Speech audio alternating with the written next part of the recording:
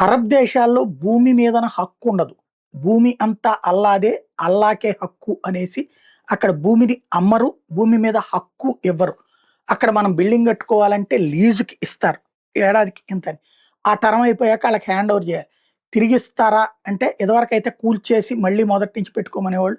ఇప్పుడు ఎట్లా జరుగుతున్నదో తెలీదు. అయితే సౌదీ అరేబియా తాజాగా $1 ట్రిలియన్ విలువ చేసేటటువంటి మార్కెట్ క్యాపిటల్ కోసం ప్రయత్నిస్తోంది. ఆ నేపథ్యంలో సౌదీ అరేబియా ఇప్పుడు విదేశీయులు గూడా తమ దేశంలో భూములు కొనుక్కోవచ్చు, ఇళ్ళు కొనుక్కోవచ్చు అని చెప్తోంది. ఫార్మ్ ల్యాండ్స్ అంటే పంట భూములు గూడా కొనుక్కోవచ్చు అని చెప్తోంది. చైనీస్‌ని అలౌ చేస్తుంది, అమెరికన్స్‌ని అలౌ చేస్తుంది, యూరోపియన్స్‌ని అలౌ చేస్తుంది.